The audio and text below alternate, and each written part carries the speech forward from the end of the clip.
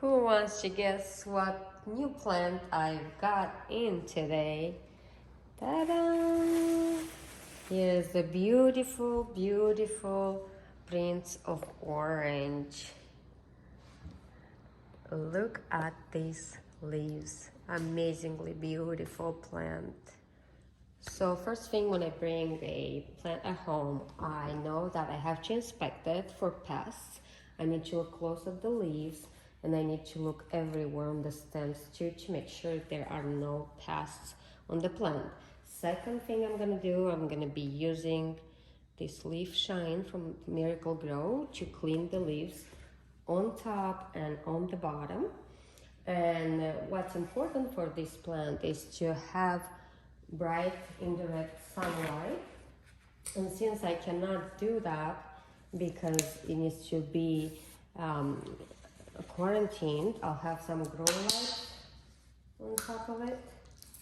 And you see, to clean the leaves I just spray on the paper towel and then we'll just go around. So because I'm quarantining it, I cannot have it on the indirect bright sunlight. So I'll add some growing lights to it so it stays happy.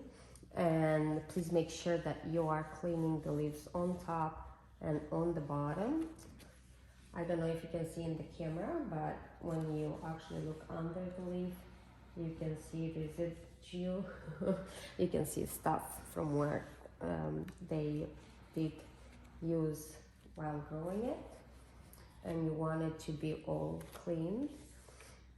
You also want to know that this plant likes to crawl. So if you want big leaves, you will need to use a moss pole.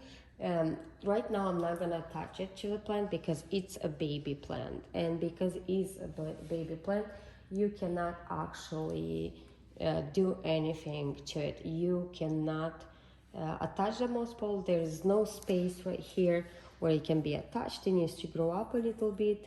But isn't this pretty? Look at the pot it has. It's really pretty, and the color, especially the color, is amazing. So all we do right now is just going around the leaves and we're cleaning them because we want to make sure that our plant is clean and happy. Cleaning the leaves is very important, you know. Even sometimes after you've done the first cleaning, you might let it go, but it's very important to do it regularly because it helps with light absorption and it helps with the leaf happiness. So you want to have your plant happy and you want these big leaves, and for it to grow you need to clean the leaf so it can make its food. So it can be green or orange or any color, literally, that it has to be. But this plant really captured my attention. It was like, when I saw it, I was like, wow, I definitely don't need another plant. I'm sure I don't need another plant. But who can resist this beauty? Like, it's literally so beautiful, so amazing. And I like the condition. It's like it has no broken leaves. It's really in good condition. That probably was good shipping.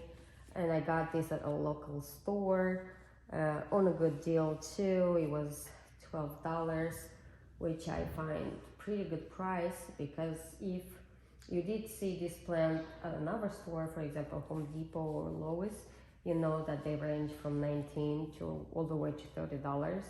And online as well is like $19, the cheapest I think I found. And I wanted to get this plant a while ago. I found it at Lowe's, but it was in such a bad condition. The leaves were broken. It looked very bad, so I didn't want to pay the amount of money they were asking for a plant that wasn't looking that good. And here, I'm telling you, sometimes you have to be patient.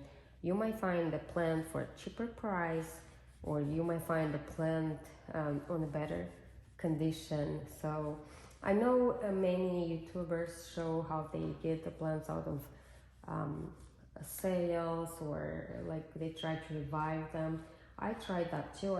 I thought it was pretty cool to get a beat up plant and then just try to fix it and all that. But in my experience, I would say 80% of those plants, they in the end have so much issues that go way beyond the leaf appearance, like in the roots and everywhere.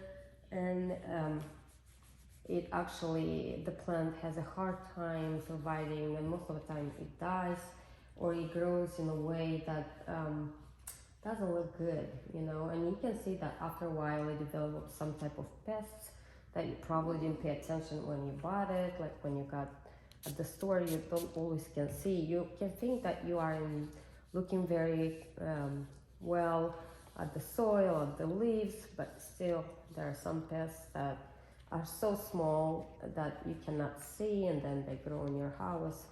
And there are many that grow on the leaf decay.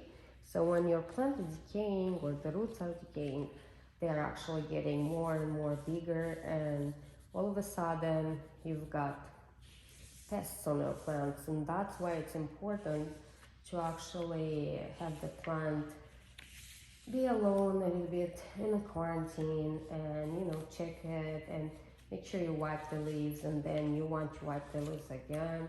And after I do the leaf shine, before I add my plants to all the plants, I use a little bit of neem oil,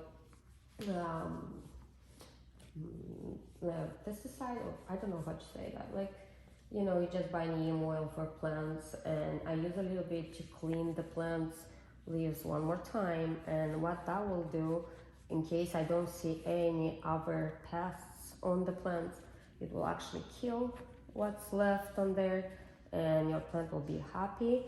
The only thing with that is that sometimes even after doing that, you'll have pests. It's something I think you need to get used to. Like when you grow plants, it's like you're having kids, and how your kids get flu or any other disease or stomach bugs. This is how your plants will be. Your plants will be your kids with different issues that you have to fix for them. So for right now, I cleaned the leaves and I have it very pretty here. I really love how it looks like. And as soon as it grows, I'll add a moss pole. It needs water and some fertilization, I guess. But for right now, I'm gonna let it just get used to my house and see how it does. I really wanted to have this plant, and here we have it. The beauty of this leaf here specifically, it's not shown in my camera. I'm telling you, if you see this in real life, you just fall in love with this plant. So thank you so much for listening, and if you have any tips for this plant, please let me know. Please consider to subscribe and share my content. Thank you.